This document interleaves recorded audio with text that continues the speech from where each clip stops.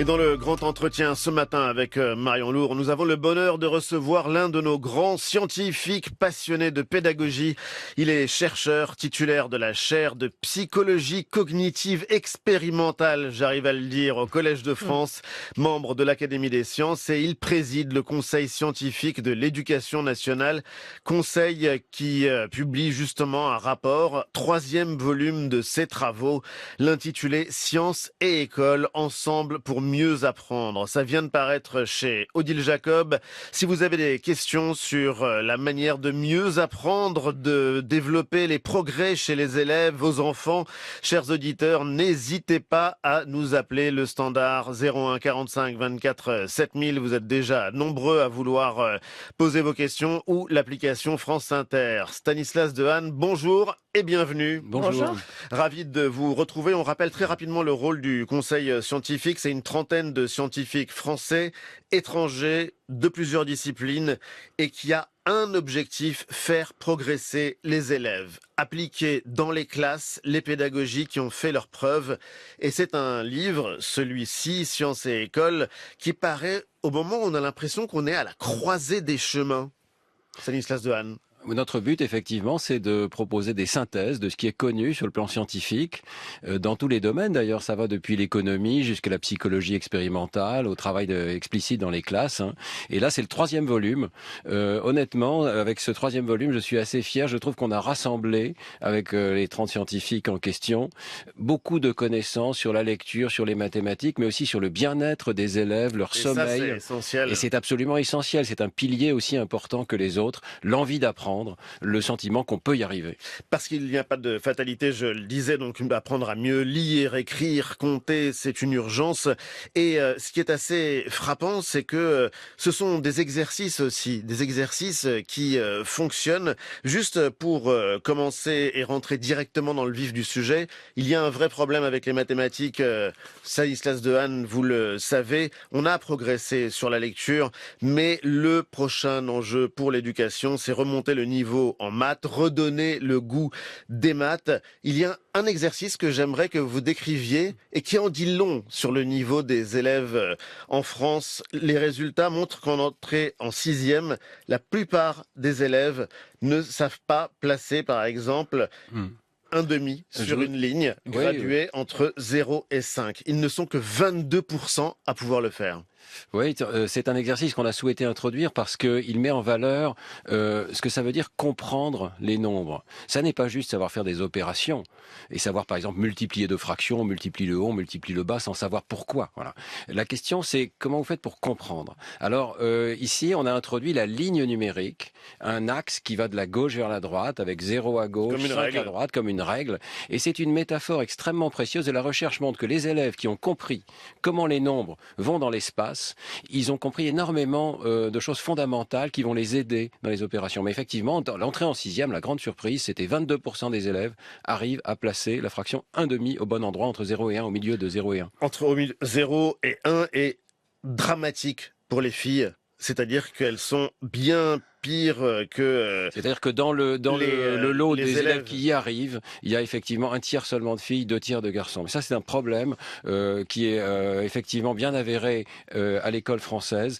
On a montré que dès le CP, en fait, dans l'année de CP, on passe d'une situation où les élèves, garçons et filles, ont les mêmes résultats à l'entrée, et au bout d'un an, ils ont des résultats assez franchement différents. Ils se recouvrent toujours, c'est pas que toutes les filles sont pires que tous les garçons, mais enfin, il y a un décalage qui a été introduit, et donc on peut montrer que c'est pas l'âge, c'est pas l'absorption très progressive de biais, c'est un biais particulier qui est introduit par le fait d'entrer à l'école. Voilà, il y a quelque chose dans notre système scolaire qui fait que les petites filles internalisent que les maths, c'est pas vraiment pour moi. Là, on parle du problème, Stanislas Dehaene, mais évidemment, dans votre livre, il y a beaucoup de solutions. Alors, ce qui est drôle, c'est que sur l'apprentissage des mathématiques, qui semble une matière austère, c'est vrai qu'en France, on dit les maths, c'est difficile, les maths, c'est compliqué. Vous écrivez des mots comme « jeu », plaisir, ça commence dès la maternelle et jeu et plaisir, c'est des mots qu'il faut utiliser dans cet apprentissage. C'est fondamental, absolument. Donc effectivement, on a tout un chapitre dans le livre qui parle de la maternelle, parce qu'en fait, les mathématiques commencent en maternelle. Ça se joue aussi tôt Les que ça. enseignants le savent bien. Hein. Moi, ça ne se joue pas, mais ça commence. Et si on peut commencer par une approche en spirale, c'est-à-dire que chaque année, on va y revenir un petit peu, eh bien, on va avoir un apprentissage qui marche beaucoup mieux. Alors effectivement, en maternelle, ça commence par des jeux, et on insiste beaucoup aussi sur le fait que les mathématiques, ça n'est pas le nombre, ça n'est pas les opérations. Les mathématiques, ce sont les régularités et la manière de les démontrer à autrui. Donc c'est à la fois régularité et preuve. C'est donc des objets matériels dans lesquels on découvre, par exemple, qu'un carré, ça peut être divisé en 4 carrés, mais pas en 2. Ouais, c'est quelque chose de très simple. Est-ce que vous pouvez diviser un carré en 3 carrés? Non, vous pouvez pas. Mais en 4, oui. En 9, oui. En 16, oui. Ah, c'est curieux, ça, ce sont les nombres qu'on appelle des carrés. Et vous réconciliez l'intuition et le sens mathématique Exactement. Dès le plus jeune âge. Par des jeux. Et beaucoup de jeux, des jeux extrêmement divers, des jeux de plateau. La recherche a montré, par exemple, que jouer à des jeux de plateau, comme les petits chevaux, eh bien, ça donne de l'avance aux élèves. Jouer avec la ligne numérique, c'est une sorte de ligne numérique. Hein. De la gauche vers la droite, ça va mieux d'ailleurs. Une sorte de course. On a introduit la course au nombre. Mais jouer aussi avec des mandalas, avec des formes géométriques. Trouver qu'un hexagone, on peut faire un hexagone avec 6 triangles. Voilà. Ou avec 3 losanges. Je ne sais pas si les gens le voient. Mais arriver à le voir dans sa tête. Il y a des dessins et des photos dans votre livre d'ailleurs. Ah oui, il y a aussi des Legos et des choses qu'on peut utiliser en classe. Vous parliez de l'apprentissage en spirale, juste pour préciser, en fait, il s'agit effectivement chaque année de revenir un peu plus sur le même apprentissage, de répéter encore. Ça veut dire que par exemple... répéter en élargissant, voilà, progressivement le concept. Voilà. Introduire tout doucement les concepts, par exemple celui de moitié dont on parlait tout à l'heure. Mais bien entendu, les élèves en maternelle, en grande section, ils savent déjà utiliser le mot moitié ou dès le la mot naissance demi. même, on sait compter presque. Dès la naissance, Dès la ça vous l'a naissance, on raconté. a des compétences numériques. Voilà, absolument, on sait compter jusqu'à 3 ou 4. En même temps, ça prend beaucoup de temps d'aller au-delà de ce qui nous est donné par l'évolution. Hein. Au départ, on n'a qu'un sens approximatif des nombres. Donc, arriver au nombre exact, ça prend du temps. Et on propose aussi dans le livre des éléments pour que les enseignants puissent vérifier, année après année, est-ce qu'un élève, par exemple, sait me donner 3 objets? C'est un test très élémentaire. Mais en petite section de maternelle, il y a des enfants qui ne savent pas donner 3 objets. Ou s'ils savent donner 3, ils ne savent pas donner 4. Ils savent peut-être réciter 1, 2, 3, 4, 5, 6, 7, 8, mais ça n'est pas ça. Comprendre. Comprendre, c'est faire le lien avec les objets, les ensembles en question. Mais l'idée de la spirale et de la répétition, par exemple, quand on a cette semaine publié au journal officiel une sorte de facilitation du redoublement, où en fait, ça serait les professeurs qui pourraient être décisionnaires en dernier ressort et plus forcément que les familles, ça rentre là-dedans, c'est-à-dire redoubler finalement, c'est peut-être pas si mal aussi pour apprendre parfois? Alors là, la question est complexe, mais le redoublement, tout montre que pour les élèves qui redoublent, ça n'est pas bon. C'est extrêmement clair et notamment il faut peut-être faire une distinction entre les petites classes et le collège et le lycée, mais au collège ou au lycée ça n'est vraiment pas bon. Pourtant on répète. Oui, parce que malheureusement, les élèves qui vont redoubler, bon certes, l'année qui suit, ils auront 1 an de plus et ils vont suivre un petit peu plus facilement, mais si on regarde sur le long terme, et il y a de très belles recherches à ce sujet en économie expérimentale, les élèves qui ont redoublé, et en fait, ils ont 1 an de plus, donc très souvent, ils vont décrocher 1 an plus tôt, en réalité, dans leur scolarité. Ils vont pas aller jusqu'au bout, ou alors ils vont pas faire d'études supérieures, et si on regarde sur le long terme, c'est vraiment pas bon pour eux. Par contre, on peut se poser la question, est-ce qu'un système doit avoir 0 redoublement? Non, il faut s'occuper des élèves avant qu'ils ne redoublent. Donc tout l'esprit, je l'espère, des réformes, c'est de dire non, il y a des élèves qui méritent de l'attention. Ils risquent de redoubler. On va essayer de faire quelque chose pour eux. Et ce quelque chose, on va le faire très en amont pour qu'ils échappent à ce redoublement qui est quand même une sanction terrible. Avec le recul, mettre les maths en option au bac dès la première, c'était une erreur, Stanislas Dehaene? La réforme du lycée a été très douloureuse. Maintenant, elle commence à se mettre en place. J'ai vu des signes positifs. Il y a un dernier rapport de la DEP, qui est l'Institut de statistique de l'éducation nationale, qui montre que les élèves s'emparent peut-être mieux de cette réforme. Il y en a plus qui choisissent les maths. C'est peut-être paradoxal, mais les mathématiques sont... Sauf les filles. L'activité favorite des élèves. Non, il y a aussi plus de filles. Et la proportion de filles a augmenté dans les dernières statistiques. Donc, ça n'est peut-être pas désespéré. La réforme a quand même déstabilisé beaucoup. Oui, ça a frémi. Et a fait quitter beaucoup d'élèves dans le domaine des mathématiques. Mais là, ça revient. Et je pense que la clé, c'est qu'on leur fasse aimer les mathématiques au départ. Vous voyez, si les élèves ne comprennent pas de quoi il s'agit et pensent qu'il s'agit d'une matière extrêmement aride, ça ne va pas marcher. Les mathématiques, c'est pas ça. C'est absolument passionnant et très concret. Et la lecture? Il y a aussi de longs passages sur la lecture.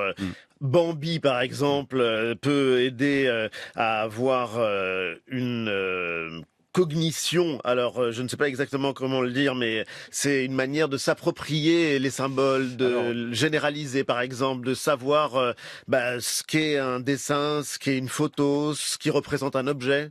Alors justement, sur la lecture, je crois qu'on a beaucoup progressé et là, moi, je suis très optimiste.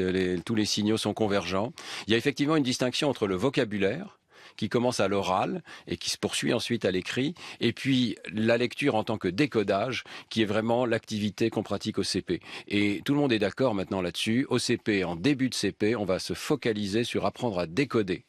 Et en 6 mois, on saura décoder la plupart des mots réguliers du français à la fin de l'année. Maîtriser le décodage essentiel pour apprendre à lire. Voilà, mais après et avant, il faut avoir acquis beaucoup de vocabulaire. Et on a un chapitre très important dans le livre sur l'apprentissage du vocabulaire dès la maternelle. Justement, Stanislas Dehaene, là, ce que vous dites dans ce chapitre, c'est que l'apprentissage ne dépend pas des groupes, il ne dépend pas de la taille des groupes, de l'attention de la personne qui apprend, il dépend du milieu social. Comment on peut sortir de ça? Non, justement, notre science n'est pas du tout déterministe. Vous le dites plusieurs fois quand même dans l'article. Bourdieu. Non. Oui, vous êtes loin de Bourdieu. C'est vraiment une question d'enrichir l'environnement de ses enfants. Mais justement, si ça n'est pas fait dans la famille, ça peut être fait dans la classe, par le biais de lectures quotidiennes qui enrichissent le vocabulaire des enfants. Et on explique comment on peut enrichir le vocabulaire des enfants. Il y a des astuces d'ailleurs pas évidentes. Beaucoup d'imagiers, par exemple, proposent toutes les images autour d'un thème, les châteaux forts. Oui. Et ce n'est pas la meilleure manière. La meilleure manière, c'est d'introduire des contrastes minimaux entre des mots qui diffèrent par un phonème, par un son. Un château, un chapeau. Oui, voilà, un bateau, un râteau. De cette manière-là, non seulement enrichir le vocabulaire, mais attirer l'attention de l'enfant sur ce qui fonctionne dans le langage. Ces contrastes minimaux, les contrastes grammaticaux aussi, les terminaisons, tous les mots en ié, par exemple, c'est un charpentier, un boulanger. Mais c'est un morphème qui joue un rôle particulier dans le langage. Donc on explique un morphème.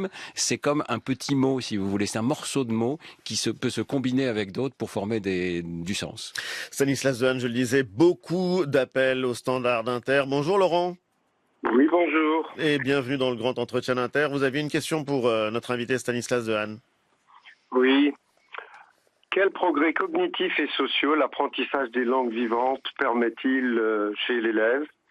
Vu les actuelles conditions de l'enseignement des langues, à savoir 2h30 par semaine, je parle de ces structures. Quelles structures favorisez-vous pour développer ce qui nous amène vers d'autres langues, d'autres cultures et beaucoup plus de tolérance? Merci Laurent. Votre réponse, Stanislas Dehaene.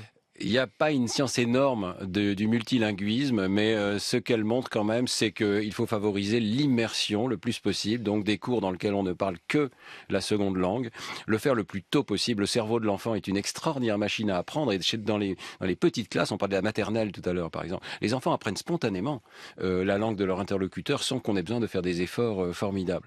Donc on pourrait imaginer des maternelles avec une seconde langue, on pourrait imaginer aussi des classes connectées, ça se fait dans d'autres pays, où pendant 1 heure, on se connecte avec une autre classe et on parle strictement avec le bon accent dans la seconde langue. Ça, on va y venir, mais il y a de nombreuses questions, notamment sur la réforme dite choc des savoirs, et notamment sur les groupes de niveau au collège. Que pensez-vous de cette idée qui a été portée par Gabriel Attal? Alors, il paraît qu'il ne faut plus dire groupe de niveau, mais en tout cas, Christine, Olivier, Juliette, Hélène s'intéressent au problème. Que penser de ceux qui redoutent qu'on enferme les élèves qui ont le plus de difficultés dans des sortes de petits ghettos au sein des établissements ? Alors là, la science est assez claire. Effectivement, des classes de niveau dans lesquelles on enfermerait les élèves de façon permanente dans un niveau inférieur, ça n'est pas bon. Et ça augmente les inégalités, évidemment. Et on sait déjà que la France a quand même un très gros problème d'inégalité sociale qu'elle n'arrive pas à corriger par l'école. Donc vous ne savez pas si vous serez écouté, entendu en tout cas par les Attendez, politiques. mais je voudrais quand même terminer, parce que ça c'est un extrême. Oui. Mais je crois que tout le monde est d'accord là-dessus. On ne veut pas de classe de niveau. De l'autre extrême, on a des choses qui marchent formidablement bien, comme les travaux d'Esther Duflo, par exemple, prix Nobel d'économie, qui a fait des livres pour enfants formidables. Ah oui, tout à fait, mais qui a aussi un programme de recherche en Inde et maintenant en Afrique, qui s'appelle Teach at the Right Level, et qui montre très clairement que si on tient compte des besoins des élèves, c'est-à-dire qu'on mesure précisément où ils en sont, et on leur donne dans un cours un peu spécialisé ce dont ils ont besoin, par exemple, le décodage en lecture, ça marche pas, je reviens au décodage en lecture, quel que soit l'âge des enfants, ça marche. Donc ça, c'est ce qu'on appelle des groupes de besoins temporaires, fluides, où on revient dans la classe normale parce qu'on a été repêché en quelque sorte. C'est l'option qui a été choisie par le gouvernement. Donc c'est ça qu'il faut groupe de implémenter. besoins et pas de niveau. Là, on va voir où se place le curseur entre les deux, mais je pense que c'est ça auquel il faut arriver. C'est ça que dit la science, en tout cas. Bonjour Alain. Oui, bonjour. Et bienvenue sur Inter. Oui, j'étais enseignant dans des classes un petit peu plus grandes et j'ai eu la chance d'avoir des classes à petits effectifs et à gros effectifs. C'est le jour et la nuit. Je ne comprends pas qu'à une époque où on parle de plus en plus d'individualisation du rythme des élèves et qui sont effectivement de plus en plus personnels dans leur rythme, on continue de mettre d'entasser, pour prendre un verbe qui convient, 25, 26, 27 élèves dans les écoles primaires avant la 6e. Merci pour votre témoignage. Et c'est là la grosse catastrophe. Après qu'on augmente progressivement le nombre, quand ils ont appris à travailler, ok. Mais avant, non. Pas plus de 15 à 19 élèves par classe jusqu'à la 6e. Merci pour votre intervention, Alain. Que pensez-vous, Stanislas Dehaene, de ce témoignage, vous qui La taille des classes, ouais. dites oui que la personnalisation, c'est bénéfique, mais la taille des classes, c'est critique. Oui, enfin, c'est l'une des variables, mais ce n'est pas peut-être la plus importante. Bon, la recherche a clairement montré que la division des classes en deux dans les REP et les REP+, a eu un impact positif. Mais c'est un impact qui est assez modeste. On le mesure en écart type, c'est de l'ordre de 10 à 20% d'un écart type. C'est-à-dire, vous voyez, on déplace un tout petit peu la distribution des résultats des élèves. C'est pas une variable massive et c'est une variable très coûteuse, évidemment. Et puis, il faut recruter des enseignants et dans le contexte où on n'a pas assez d'enseignants qui se présentent au concours, c'est une vraie tension. Les variables les plus importantes, c'est peut-être pas celle-là, c'est surtout la pédagogie qui est appliquée dans les classes. Et on a un chapitre très important, à mon sens, sur l'apprentissage explicite. Oui, alors qu'est-ce que c'est, explicite? C'est un ensemble de méthodes qui remettent l'enseignant au cœur du dispositif, parce que c'est lui qui va d'abord fixer les objectifs pour chaque cours, et ensuite va proposer une pédagogie structurée qui atteint cet objectif et qui vérifie que l'objectif est atteint, et qui engage tous les élèves ensemble, de façon coopérative, pour progresser vers cet objectif. On est loin. C'est toute une série de techniques, j'ai pas le temps d'expliquer, mais ce sont des choses qui marchent beaucoup mieux que de laisser les enfants découvrir à leur rythme, comme ils veulent, voilà, ce qu'ils doivent apprendre. Et puis c'est pas non plus un cours magistral. Il y a, Stanislas Dehaene, un chapitre très intéressant dans votre livre sur le sommeil. Où on apprend, ou en tout cas on confirme que le sommeil est très important pour retenir les choses, pour les apprendre, très important aussi pour régler certains problèmes de comportement. Chapitre qui nous a passionné, Marion. Oui, nous on aime bien on apprend dormir des tas de parfois. choses. Moi j'ai appris des tas de choses parce que le sommeil, ça n'est pas seulement pour apprendre, mais c'est aussi pour mieux régler notre système immunitaire. Les troubles du sommeil induisent des troubles du système immunitaire et même l'obésité. Et un des facteurs qui influence aujourd'hui le sommeil des enfants, c'est les écrans. Il en est question dans ce chapitre-là, notamment parce qu'ils prennent du temps, parce qu'il y a de la lumière bleue qui favorise un sommeil de mauvaise qualité. À quel point il faut les limiter, les écrans? Je pense à la proposition récente de Najat Vallaud-Belkacem qui suggère de rationner Internet à 3 gigas par semaine, par exemple. Je ne sais pas si ça se mesure en gigas. Le gros problème, vous l'avez dit, c'est le temps pris à d'autres activités. Et le temps pris notamment sur les familles, pour les interactions linguistiques entre les membres d'une famille ou avec d'autres. C'est vraiment crucial qu'on rétablisse des interactions sociales. Le cerveau en a absolument besoin. Le cerveau a besoin de langage. Et moi, quand on me parle des écrans, je pense au moins autant aux parents qui sont complètement absorbés dans leurs propres écrans. On le voit, vous prenez le train de temps en temps, un train de 3 heures, un enfant qui n'a rien, parce que le parent est absolument absorbé dans son propre film, dans son email.